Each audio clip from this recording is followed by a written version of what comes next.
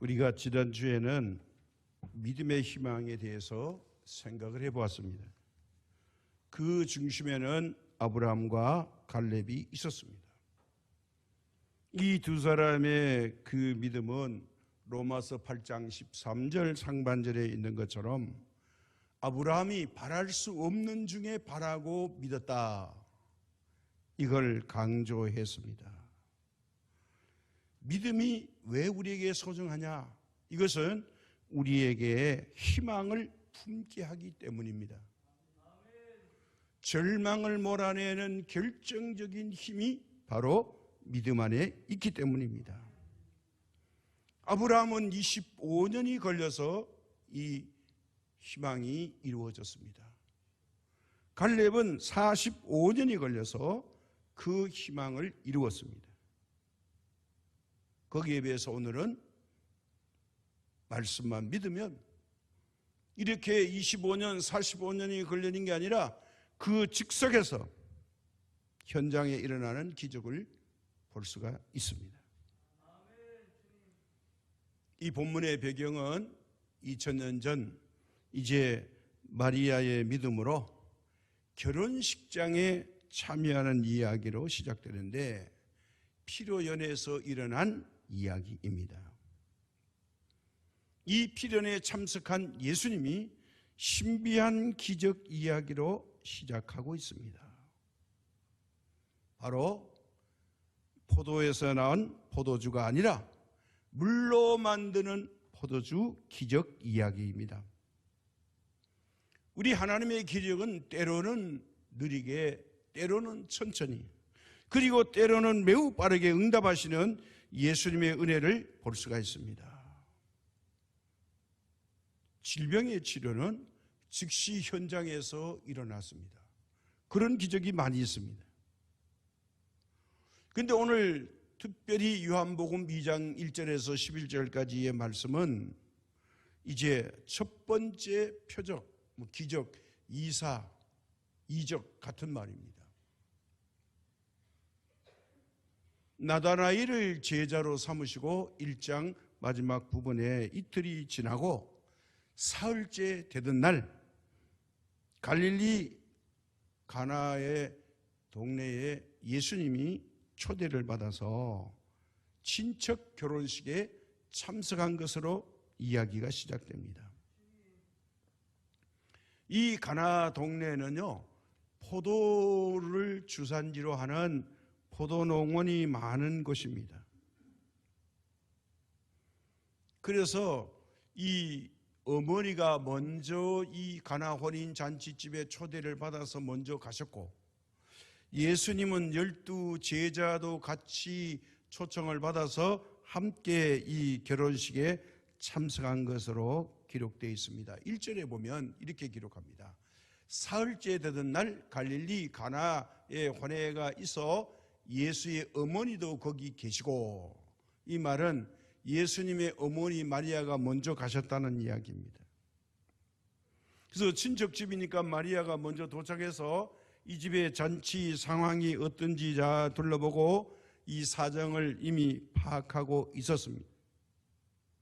그래서 결혼식의 잔치가 무르익어 갈 때에 놀랍게도 이 집에 준비한 음식물 중에 제일 먼저 떨어진 음식이 있으니 이게 바로 포도주였습니다.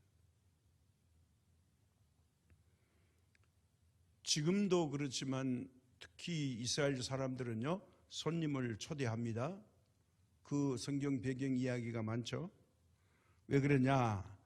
혹시라도 예상했던 인원보다 많이 오면 음식이 떨어지는 이 대접의 결례가 일어날 수 있으니까 이 얼마 정도 오시겠다 하면 거기에 덧붙여서 음식을 많이 준비해야 되겠죠. 어쩐 일인지 다른 음식은 풍성한데 포도주가 떨어졌습니다. 떨어진 이유는 두 가지겠죠. 맛이 없거나 준비가 부족하거나 아니면 포도주가 너무 맛있어서 예상보다 더 많이 찾으니까 이스라엘 사람들은 포도주가 음료수에 불과하니까 이게 너무 맛있어서 갑자기 동이 나버린 경우인 것 같습니다. 자, 이렇게 이 문제가 발생하자 전치집이 발칵 뒤집어지죠.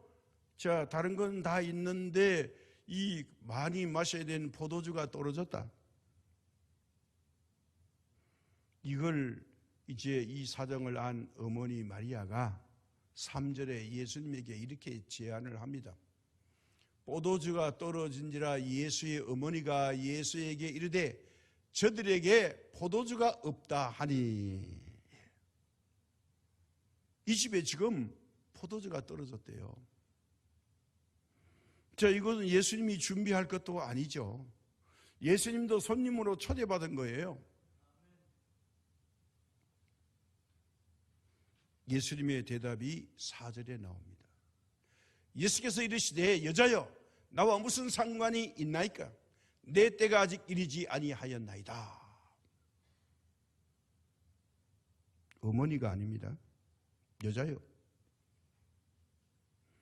아니, 이 집에 포도주 떨어진 거하고 나하고 무슨 상관이 있습니까? 예수님의 책임이 아니라고 거절을 하죠. 근데 어머니 그런 부탁 안 하는 거예요. 이렇게 말하는 게 아니고 여자여라는 말을 탔습니다.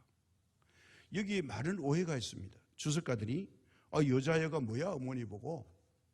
우리 한국 문화로 보면 굉장히 하대하는 말입니다. 만약에 우리 아이들이 엄마 보고 아줌마 그러면 어이구 내 새끼 참 좋은 말 쓰네 그럽니까? 네 이놈 애끼 이놈 그런 말 쓰는 거 아니야? 어디 감히 엄마 보고 아줌마라니 이렇게 야단치겠죠.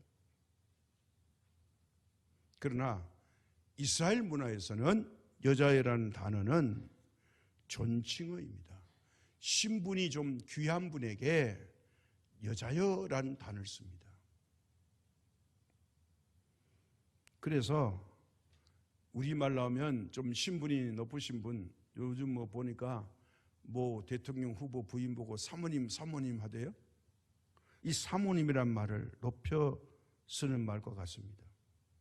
그래서 우리가 우리 문화로 이 본문을 오해가 없어야 됩니다. 이 말을 왜 쓰느냐? 육신의 어머니이기 때문에 어쩔 수 없이 이 부탁을 들어주는 것이 아니라 예수님의 사역에 깊이 관여하지 말아달라는 뜻이에요.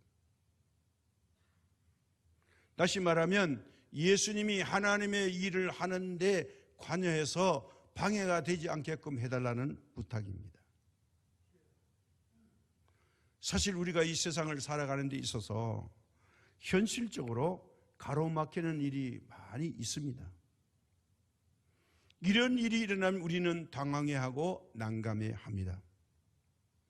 절망에 빠지고 쉽게 희망을 포기해버립니다. 그러나 우리가 공경에 빠지고 환난을 당하고 어려운 일이 닥쳤을 때 주님께서는 역사하실 수 있는 절호의 기회가 됩니다. 이게 놀라운 겁니다. 자, 이렇게 난감한 일이 있을 때에 이 어머니 마리아는 어떻게 대처했는지를 우리가 오늘 본문에서 찾아 발견할 수가 있습니다. 마리아의 반응입니다. 예수님이 거절을 하는 걸 분명히 들었습니다. 그러면 이 일을 망쳤네. 그러면 어떻게 해야 될까요? 현실적으로 가능한 일을 해야 되지 않을까요? 그런데 어머니 마리아는 이런 믿음을 가졌습니다. 정중하게 거절하는 것을 들으면서 바랄 수 없는 것을 바라는 믿음을 가졌습니다. 그래서 5절에 이렇게 말씀합니다. 그의 어머니가 하인들에게 이르되 너희에게 무슨 말씀을 하시든지 그대로 하라 하니라. 이게 말씀이란 말이 레고란 말입니다. 헬라 원문으로. 이 말의 의미는 뭐냐면 이야기하다, 명령하다. 또 다른 의미는 앞에 펼쳐 놓다. 이런 의미를 가지고 있습니다. 무엇인가를 앞에 펼쳐 놓는 것. 그래서 우리 어린아이들이 갖고 노는 장난감이 있죠. 그 로고가 뭐죠? 레고라고 그러죠. 뭔가 건축을 하면서 이야기하는 겁니다. 이게 성경적인 언어입니다. 자, 예수님이 뭐라고 레고 하든지 그대로 하라. 이겁니다. 사실 여기에서요, 우리가 예수님이 어떤 말씀을 하실지 아니면 전혀 말씀을 안 하실지 아무도 모릅니다. 예수님만이 결정할 수 있는 거예요. 정중하게 거절했습니다. 그러니까 어떻게 해야 돼요? 이제 어떻게 하실지는 마리아도 모르고 있는 거죠. 그러나 어떤 말씀을 하시든지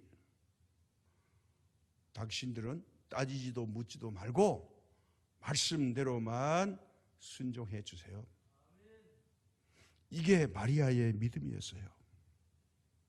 마리아는 분명히 내가 예수님에게 부탁드렸으니 절대로 거절은 못하실 것이다. 주님이 해결사가 돼서 이 문제를 해결해 주실 것을 믿었습니다. 어려움에 빠진 이 잔치집에 예수님이 오셨으니 그냥 넘어가지는 못하실 것이다. 이게 믿음이었어요. 누구의 믿음요? 마리아의 믿음이었습니다. 그러니까 이제 예수님께는 부탁드렸고 진짜 부탁해서 이 포도주 떨어짐을 해결할 수 있는 사람들이 있는데 그 사람들이 누굽니까? 신랑도 신부도 잔치집 주인도 아닙니다.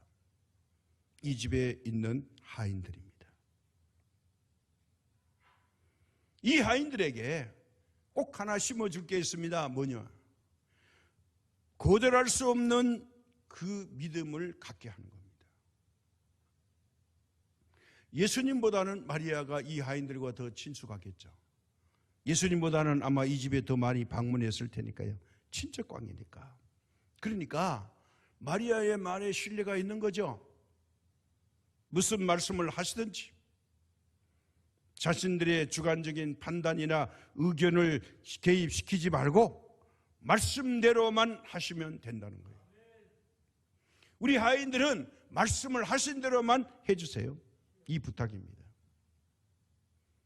여기서 우리가 하나 생각할 분이 있습니다. 바로 누구냐? 이스라엘의 초대왕 사울왕이 블레셋 대군이 쳐들어오자 사무엘 선지자가 나타나기를 바랐는데 6일이 지나도 나타나지 않습니다. 불안하고 초조한 나머지 사울왕이 참지 못하고 자기 주관적인 감정과 이 개입을 시켜가지고 그만 하나님께 제사를 드리고 말았습니다.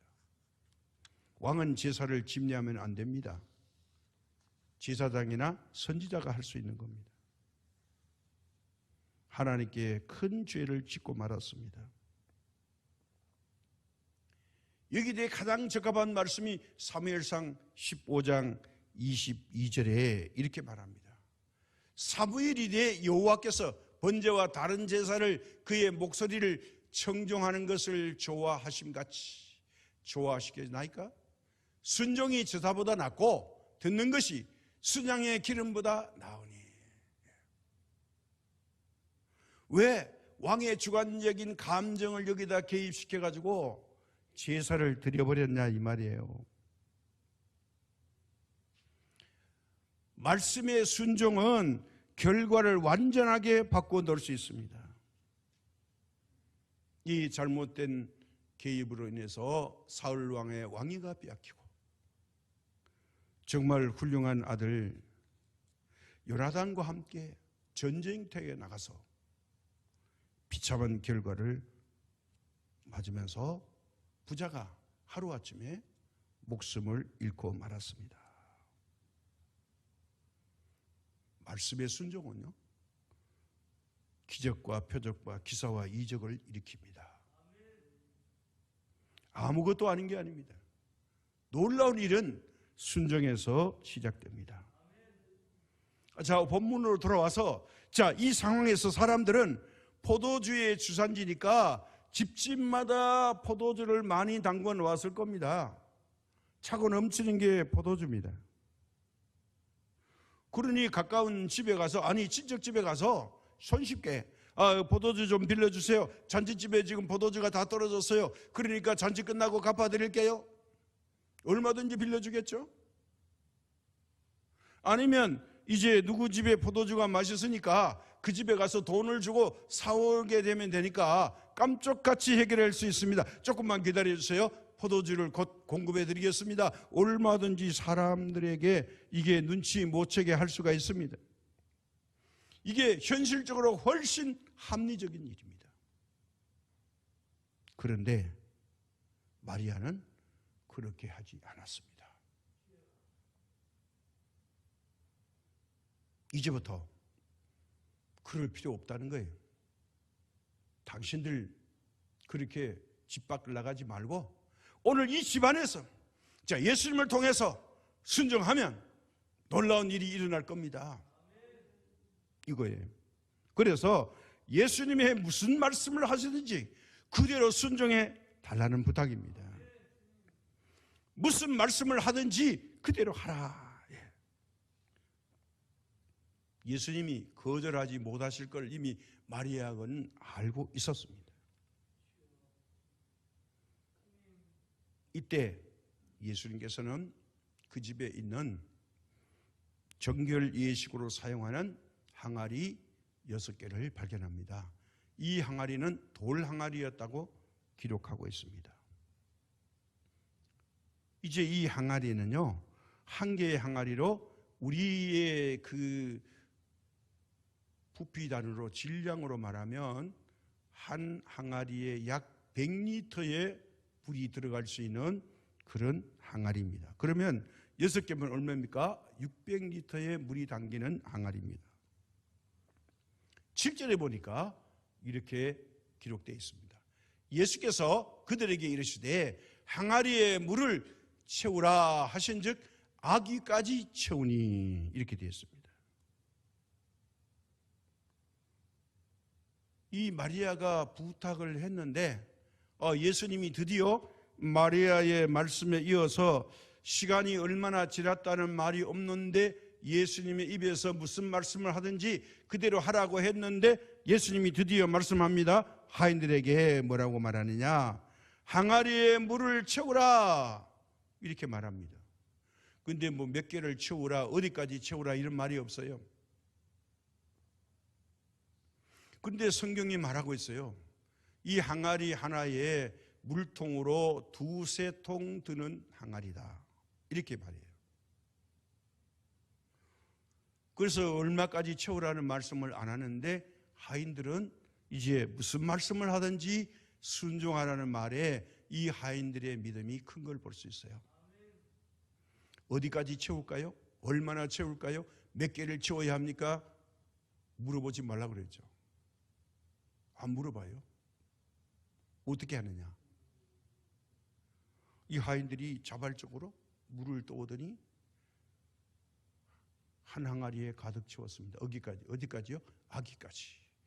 더 이상 물을 담을 수 없을 때까지 담았는데 하나를 채운 게 아니고 2개 채운 게 아니고 3개 채운 것도 아니고 4개도 5개도 아니 6개를 다 채웠습니다. 자, 이 수고는 누가 합니까? 하인들이 합니다.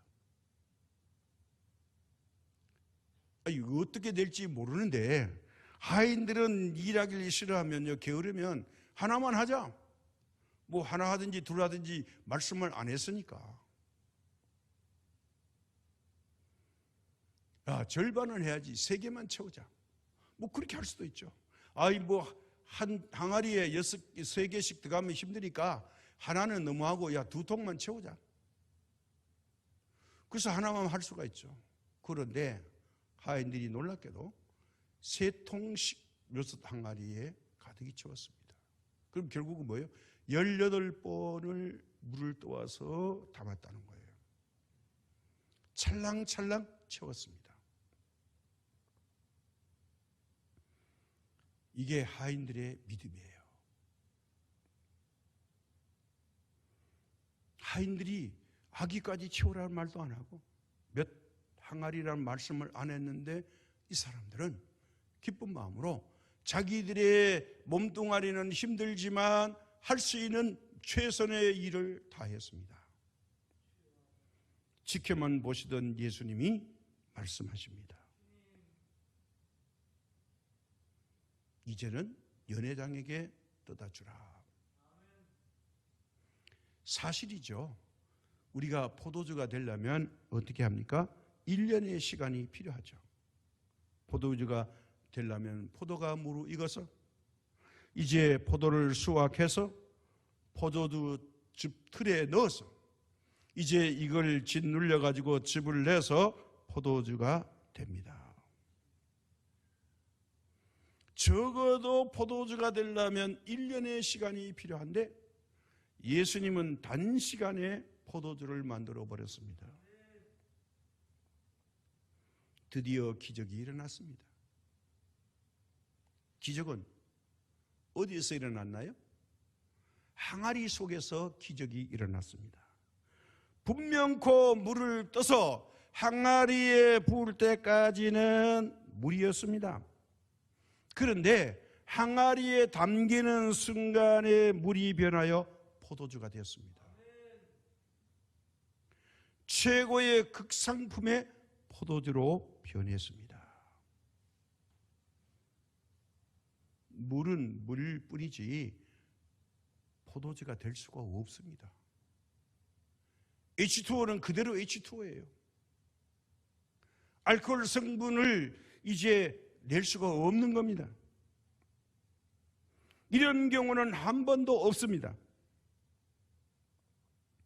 그러나 이 가나 혼인잔치에 있는 돌 항아리 속에 부어지는 이 물은 항아리 속으로 들어가는 순간 변하여 포도주가 되어버리고 말았습니다.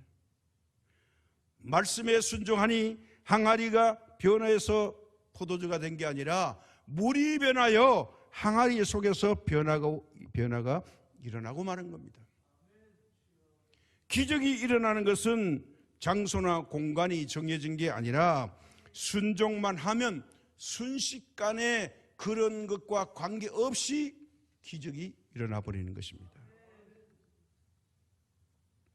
사실 이 항아리는요, 한 번도 포도주를 담아본 적이 없습니다. 언제나 사람들이 씻을 때만 사용되는 항아리입니다.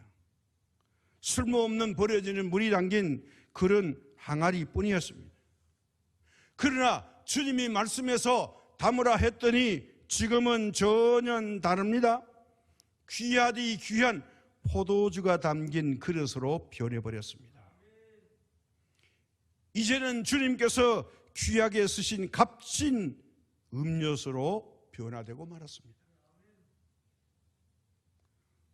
이것을 아신 예수님이 8절에 이렇게 말합니다. 이제는 떠서 연회장에게 갖다 주라 하심에 갖다 주었더니, 하인들에게 말합니다. 이제 예수님과 어머니 마리아와는 대화가 없습니다. 오직 예수님과 하인만의 대화가 계속되는 겁니다.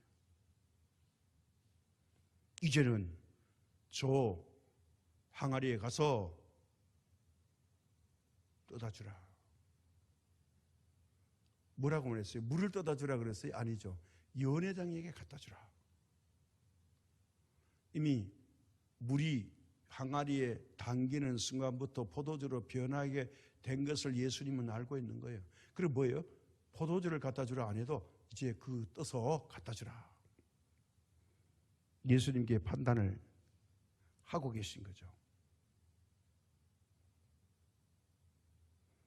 자, 이거 놀라운 일이죠. 그런데 마리아가 뭐라 그랬어요? 당신들 그거 감정, 상식 이런 거 개입시키면 안 된다고 그랬죠. 하인들이 생각하고 보니 가서 보니 갖다 주려고 그러는데 뭐가 됐어요? 색깔 없는 물이 변화요? 포도주가 되고 포도주 냄새가 납니다.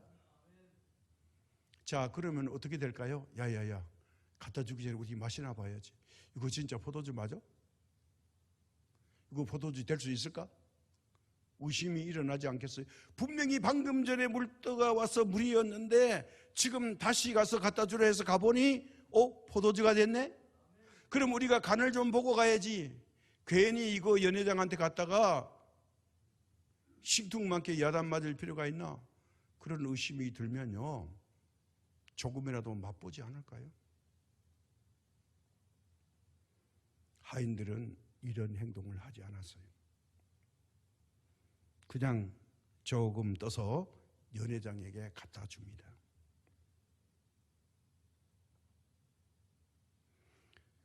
그랬더니 연회장이 이 포도주 맛을 보더니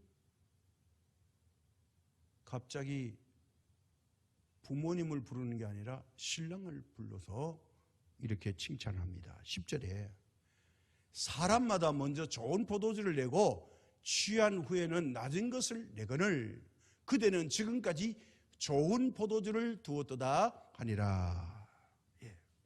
무슨 말일까요? 이 연회장은 칭찬을 아끼지 않았습니다. 보통의 상식과 일반 생활에서 이제 우리가 좋은 포도주는 가장 좋은 시간, 잔치를 시작하는 시간에 좋은 것으로 대접하다가 사람들이 어느 정도 취기가 돌면 그때부터는 이제 좋은 포도주는 슬그머니 감추고 맛을 잘 분간하지 못할 때쯤 되면 질이 조금 떨어지는 포도주로 대접을 합니다. 그러면 사람들이 이거 좋은 포도인지 질이 떨어진지 분간하기가 어렵다는 거예요. 왜? 취기 때문에요. 그런데 연회장이 잔치를 주관하면서 경험이 많은데, 아니 이 집에는 떨어졌다고 했는데 두 번째 가져온 포도주가 최고의 포도주를 가져왔다는 거예요. 아니 이런 잔치집이 있냐? 내가 연회를 많이 하지만 이 잔치를 주관하는 주관자로서 이런 최고의 품질의 포도주를 대접하는 것은 처음이다. 그러니 이거를 누구를 칭찬해야 되겠느냐? 신랑을 불러가지고 칭찬을 했다는 거예요. 왜 칭찬하느냐?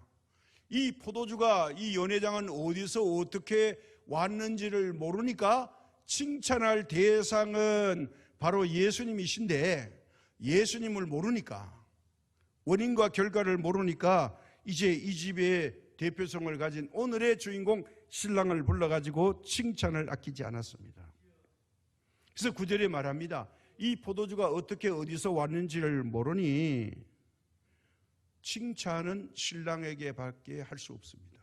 그런데 9절에 보니까요, 바로 연회장은 모르지만 이 일의 모든 비밀을 알고 있는 사람이 있으니 하인들이었다는 겁니다. 그래서 9절에 연회장은 물로 된 포도주를 맛보고도 어디서 났는지 알지 못하되 물떠온 하인들은 알더라. 그런데 신비한 게 있어요. 개입하지 말라 그랬더니 이 하인들이요, 신랑을 불러 칭찬하는데, 그거요, 그 신랑 칭찬할 게 아니에요. 이 진짜 포도주를 만들어주신 분은 따로 계시다고요. 아니 저기 계신 예수님이라고요. 칭찬 왜 신랑에게 합니까? 심부름 우리가 해서 가져왔는데 칭찬하려면 예수님과 우리한테 고맙다 그래야지. 왜 신랑한테 칭찬해요?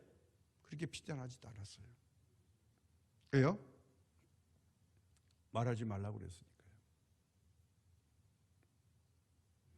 하나님께서는요, 우리에게 날마다 일용할 양식을 공급해 주십니다.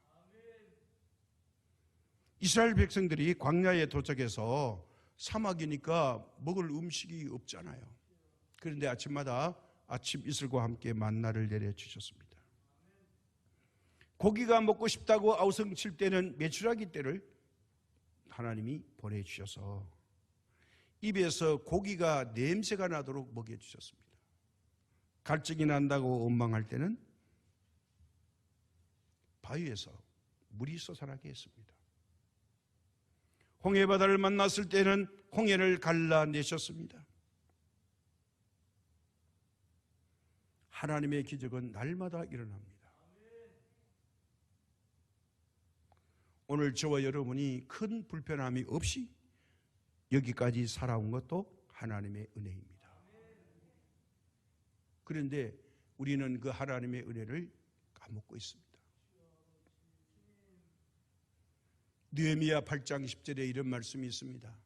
느헤미야가 또 그들에게 이르기를 너희는 가서 살찐 것을 먹고 단 것들을 마시되 준비하지 못한 자에게는 나누어 주라. 이 날은 우리 주의 성일이니 근심하지 말라. 오늘의 성일이 뭘까요? 주님의 날 주일이겠죠. 우리가 먹을 것이 풍족하면 나누어 먹어야 됩니다. 평소에 우리가 먹고 마실 수 있는 이 은혜는 하나님께서 우리에게 후하게 주시는 선물입니다. 우리의 부족함을 아십니다. 넉넉함도 아십니다. 우리가 어느 곳에 있는지 예수님은 다 알고 계십니다. 오늘 본문에서 이제 마리아가 믿음으로 하인들에게 부탁해서 물이 변하여 포도주가 되는 과정을 통해서 그들의 순종으로 말미암아 가장 좋은 포도주가 되는 정과정을 지켜보게 됐습니다. 예수님께서 물로 포도주를 만들어 주신 것처럼 육에 속한 내 자신을 영적인 사람으로, 아니 믿음의 사람으로 변화시켜 주실 줄 믿습니다. 이제부터 우리는 믿음의 은혜를 받든지, 말씀의 은혜를 받든지, 기도의 은혜를 받든지, 찬송의 은혜를 받든지, 성령의 충만한 은혜를 받으면 우리 속에 있는 근심이 한순간에 다 사라지고 떠나갈 것입니다. 질병도 떠나갑니다. 가난도 떠나갑니다. 오직 예수님의 영원하신 영원한 기쁨이 돌 항아리 같은 내 마음속에 충만하게 이루어질 줄 믿습니다. 이제까지의 모든 것은 주님의 말씀에 순종할 때 역사적인 사건이 일어나게 될 것입니다. 영원한 예수님의 생수가 내 심령 안에 철철 넘쳐나게 될 것입니다. 그래서 오늘 우리가 부족함과 모자람이 은혜입니다. 하나님이 내게 은혜를 주실 절호의 기회를 잡으신 겁니다. 말씀만 하시면 됩니다. 그러므로 우리는 어떻게 해야 될까요? 오늘 본문의 내용을 보면 마리아와 예수님은 얼굴을 대면해서 2000년 전에 현장에서 이루어졌다면, 그러면 2000년이 지난 오늘 우리는 어떻게 할까요? 우리는 기도로서 예수님께 간구하면 이런 기적이 일어날 줄로 믿습니다. 그래서 우리에게 이런 환경을 조성합니다. 포도주가 떨어져야 포도주의 기적이 일어나는 것처럼 우리가 기도할 수밖에 없는 환경일 때 무엇이든지 기도하면 그 기도를 들어주신다는 거예요. 이 사건은 2000년 전에 가나에 함께 계셨을 때 대면하여 부탁드린 말씀이 오늘 우리가 기도드리면 동일한 기적을 체험할 수 있습니다. 오늘 이 말씀의 결론입니다. 11절 말씀인데요, 예수께서 이 첫 표적을 갈릴리 가나에서 행하여 그의 영광을 나타내시매 제자들이 그를 믿으리라. 왜 이 기적을 베푸셨을까요? 자신이 하나님의 아들임을 입증하셨습니다. 말씀만 하면 된다는 거죠. 두 번째, 이 기적으로 제자들이 예수님을 믿게 됐다는 거예요. 자, 그렇다면 기적이 없는 것보다 기적이 있으므로 우리가 예수님을 믿게 됐다면 이 기적은 우리에게 큰 은혜겠죠. 그래서 성경을 마지막으로 이렇게 부탁합니다. 빌립보서 4장 6절과 7절의 말씀입니다. 아무것도 염려하지 말고 다만 모든 일에 기도와 간구로 너희 구할 것을 감사함으로 하나님께 아뢰라. 그리하면 모든 지각에 뛰어난 하나님의 평강이 그리스도 예수 안에서 너희 마음과 생각을 지키시리라. 우리가 할 수 있는 단 한 가지, 걱정 없이 기도하는 겁니다. 그러면 우리를 지켜주시는 기적이 일어날 줄로 믿습니다. 이 말씀을 믿기만 하면 걱정할 필요가 없습니다. 믿어지는 예수님, 믿을 수밖에 없는 하나님이 될 때에 성령님이 우리 안에 오셔서 크게 위로하여 주시고 용기 주시고 삶의 희망을 주실 줄로 믿습니다. 오늘 이 말씀을 통해서 우리가 가나 혼인잔치 현장에 있는 것처럼 예수님께 기도할 때에 도저히 일어날 수 없는 일이 변하여 일어났던 것처럼 오늘 심령 속에 예수님의 큰 성령님의 역사가 우리를 변화시키는 멋진 주일이 되시기를 주님의 이름으로 축복합니다.